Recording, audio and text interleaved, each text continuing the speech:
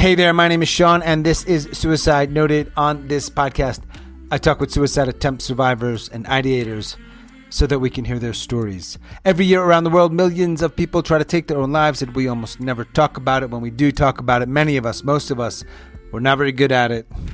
So one of my goals with this podcast and the tour and some other projects is to have more conversations and hopefully better conversations, in large part to help more people in more places hopefully feel a little less shitty and a little less alone. Now, if you are an attempt survivor or ideator and you'd like to talk, please reach out. I'd love to talk with you. Hello at suicidenoted.com. Today's episode and the next few episodes are going to be a little different. You know that there was a tour, and I captured some of the tour, shared it with you here on the podcast. After each of the events, I spoke with some people in the audience, one-on-one. Today, you'll hear from people in Raleigh, North Carolina, and there was a recent episode from that event right here on this podcast, as well as Alexandria, Virginia, where there will not be anything from that event. Blame tech issues. What you will first hear is actually Kelly, who along with JP I spoke with at the event, past guests, suicide attempt survivors. We talked before the event. Then the event happened. And people from the audience shared a lot of stuff with us, which was great. And then I had my one-on-one conversations. And that is what you are going to hear. And after you hear that, I'll give you a little transition. And then you will hear from some people at our Alexandria event. I hope you enjoy it. It's a little bit of a different take, mostly an audience's perspective. It's short. The audio isn't fantastic, but we're doing what we can do as best we can do it. Now, you know we're talking about suicide here on this podcast, so please take that into account before you listen or as you listen. But I do hope you listen because there is so much to learn. Today, I am talking, with a whole lot of people. Some of them survivors, some of them not. I hope you enjoy the conversation.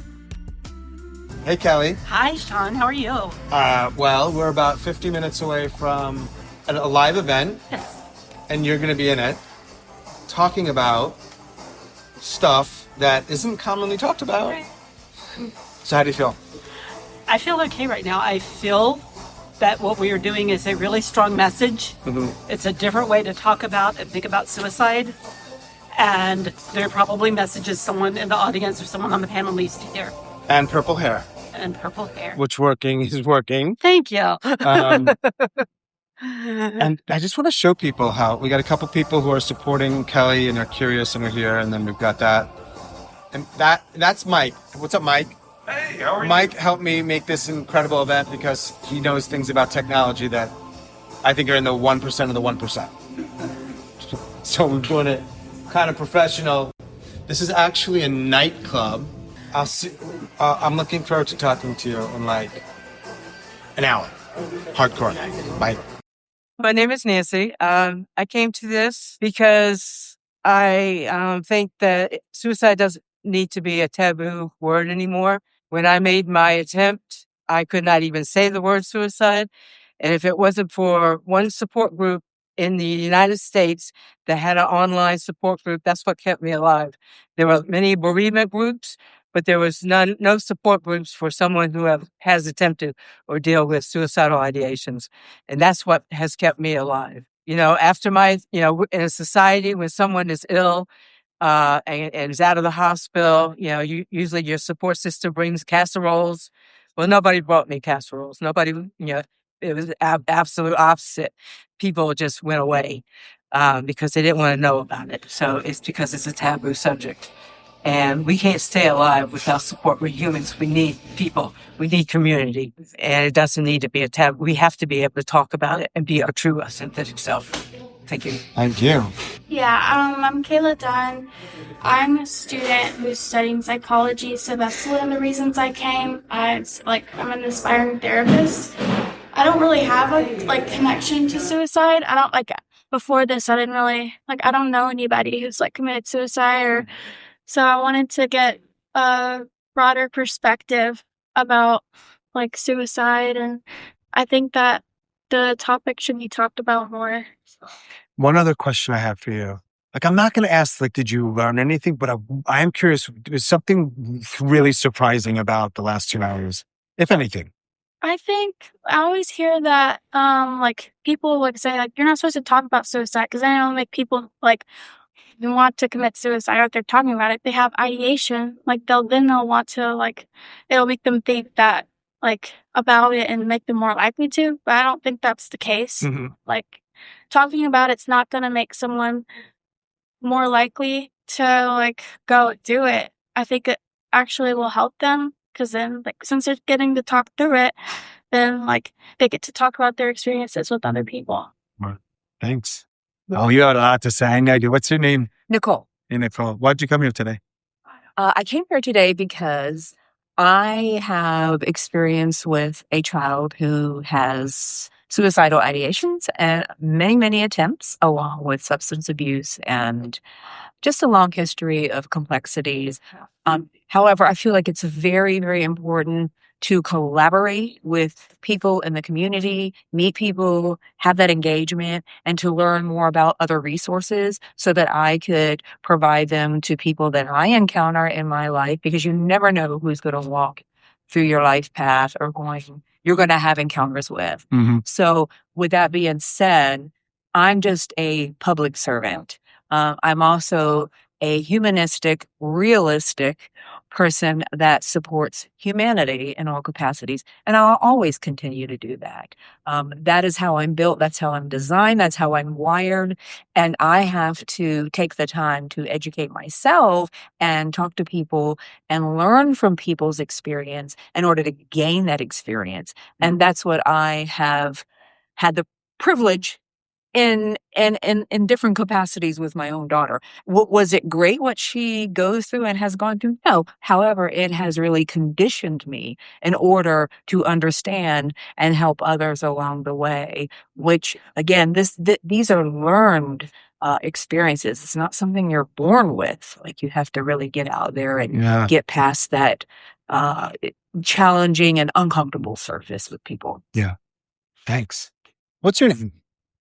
Hi, I'm Sharon Eisner.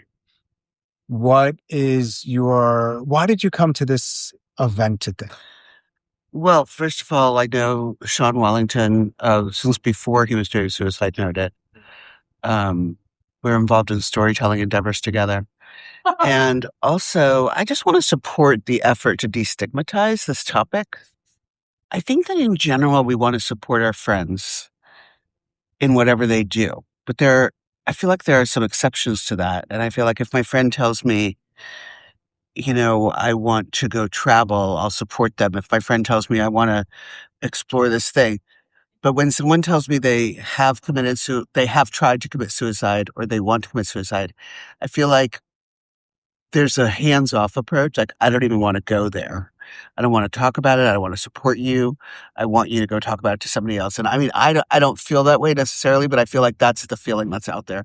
So I want people to feel like they're allowed to talk and that they're allowed to share and that they're encouraged to share so that this will be less of a taboo.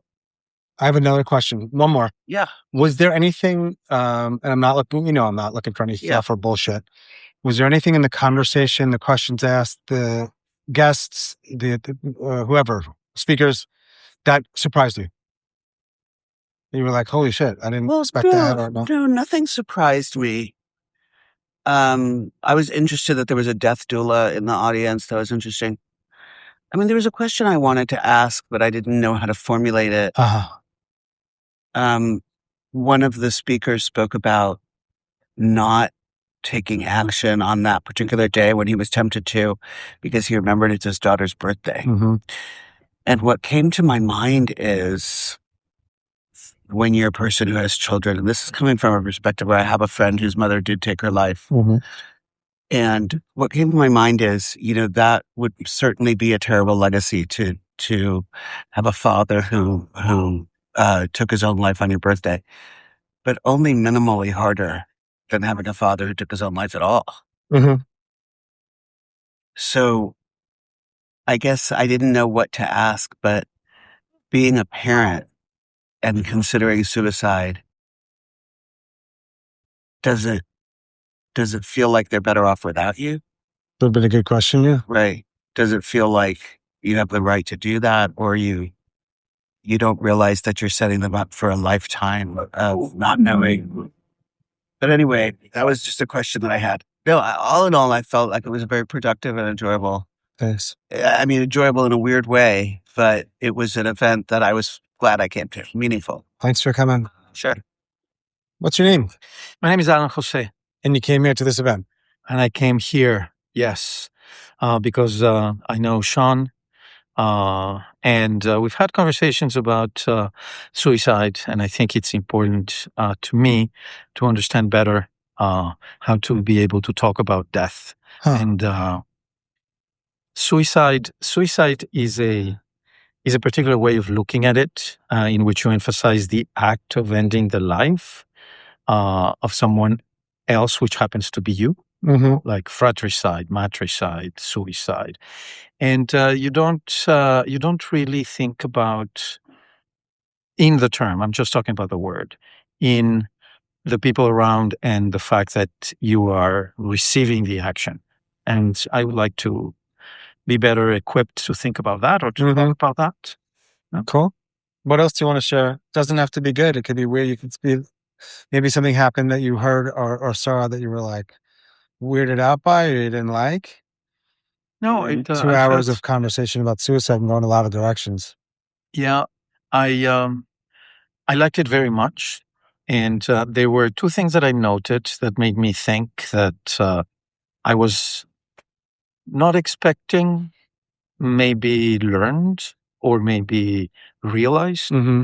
One of them was the fact that you had questions, and you have audience members that were in their late teens, 20s, and I feel that is a time in which historically literature tells me it's a time when people think about suicide. Mm-hmm. And I don't know why there is this window of time in which that happens, but that caught my eye. Mm-hmm.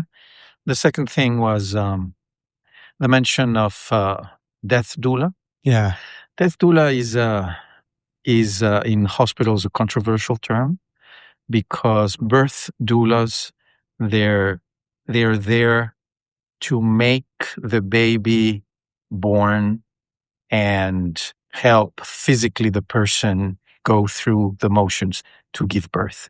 And death doulas, they've been accused of having the objective of making death happen as life happen. So it's very controversial. They many hospitals don't work with the concept of death doulas. And you had in the audience the presence of the persons who do that in hospitals, who are the chaplains. You also had a chaplain talking about her experience. So that was interesting. Mm-hmm. Thanks for being here. Just give a beat between. Mhm. What's your name? Lucia Foster. Why did you come to this event today, Lucia?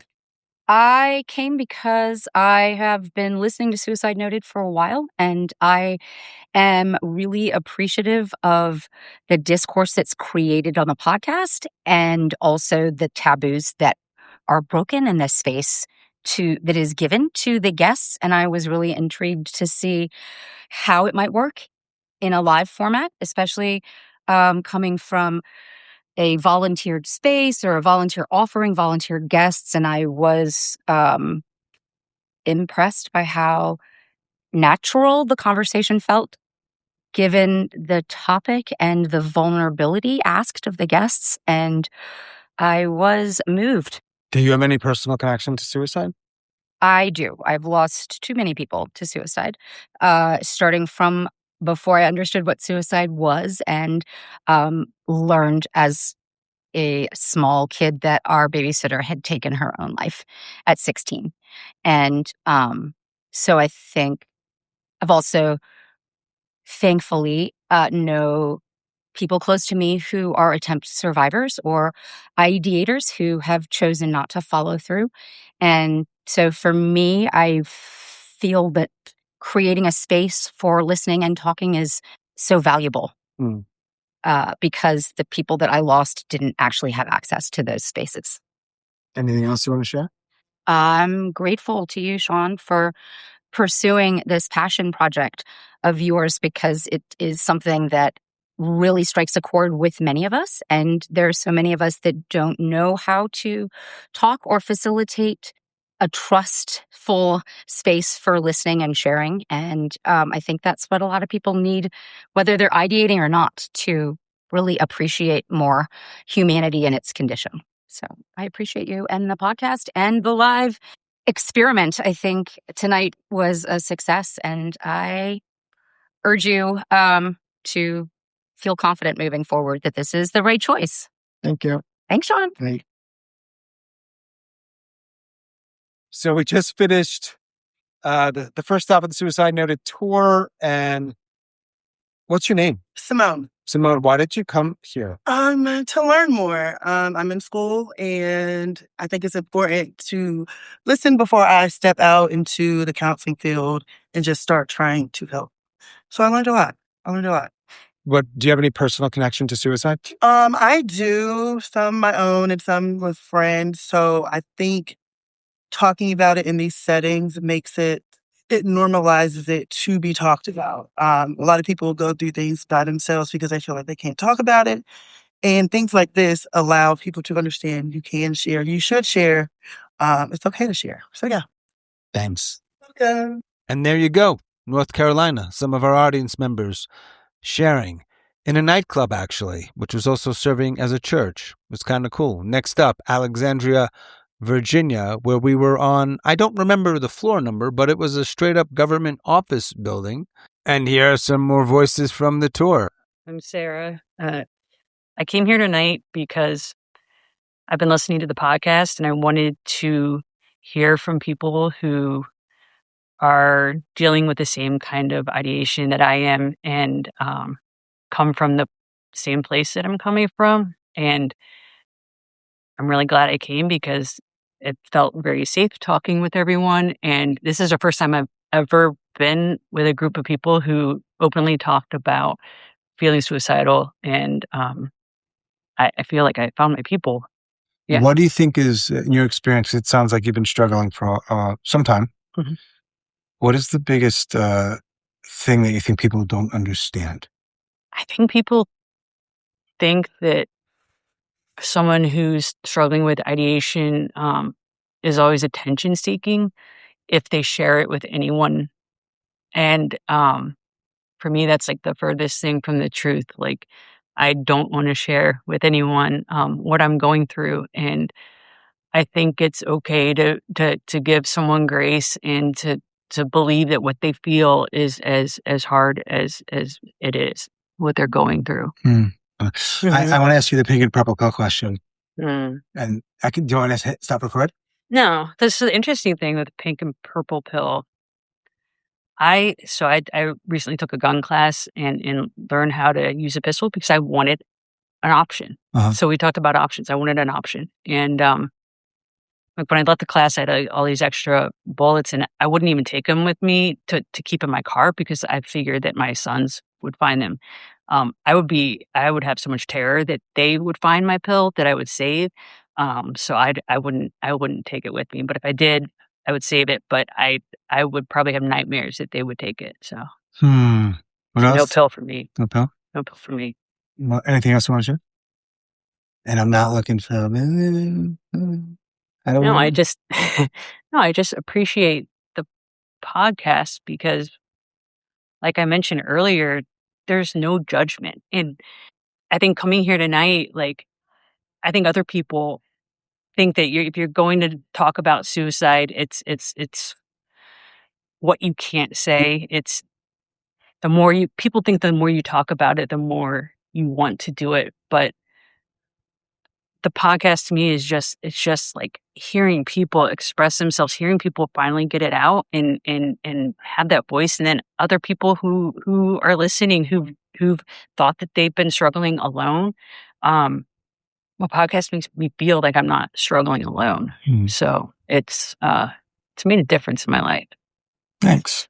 Yeah. Thanks for doing this. My name's Nicholas, and I came here to share my story. I was on the podcast, but I wanted to engage and talk with other people who had some of the same experiences. I get to hear it on the podcast, but hearing it live and, the question answer and the back and forth is a different sort of experience. And I can get more familiarity with it. And I feel like a lot of things I can relate to. Most people don't talk about it, and you're talking about it. Like, why is that? How is that? So why I'm here talking about this, because I feel that there's a lot of shame. I have a lot of shame, and that's one of the things that's really hard for me. And the more I can talk about it, the more I can normalize it, is probably one of the best ways for me to get, to it. Obviously, I'm working very hard to try to not succumb to what I feel like is a disease. And this is part of me working very, very hard at it. And deep down inside, I don't want to give up. But if, it happens, I know I will succumb to this because it's very difficult. Last one, and then you can add stuff. What is it that you think people have the hardest time understanding about this stuff? People have a hard time understanding that this doesn't feel like a choice. There's not a choice. It doesn't feel like a choice to be happy or just a choice not to do it or to do it. It feels very similar to an addictive behavior, right? That yes, if you break it down, it feels like a choice, but you make these choices because you feel like you have no other choice, right? So I am not functioning from a normal position of do you want to, do you not want to? You feel that everything is so painful that this is the only remedy that there is. Anything else you want to share? I want to show that I appreciate the work you do, and I appreciate what I feel like you're trying to do, and opening conversations and pathways so that people can ultimately feel less alone. Even when I'm listening to somebody in England, right, talk about what's bothering him, I feel less alone. And sometimes I get nuggets out of it. And for example, I think about this not infrequently, that I don't remember the person's name, but I remember him having an English accent, talking about having to forgive yourself was the hardest thing, right? And that resonates with me. Fair. Probably Tommy. Yeah. That guy was a character. Thanks, man. Yeah. My name's Claire Brandt, and I came tonight to support a friend. Should I name? Yeah, I think it. My friend Lane has been on the podcast in the past. If anything, do you have any connection with suicide, personally, family, otherwise? Not so much in my family that I'm aware of, but I had a friend in college who was not exactly close, but it was part of my circle. Who he was a year younger than I was, and the year after I graduated, he committed suicide in the dorm, and I still lived in that town, had a lot of close friends who were there, and I spent the night in the dorm in that evening in the aftermath of that. What is it like to sit? We talked almost 2 hours, Yeah. So it ended up being, I think, 8 or 9 people. At least half were suicide attempt survivors.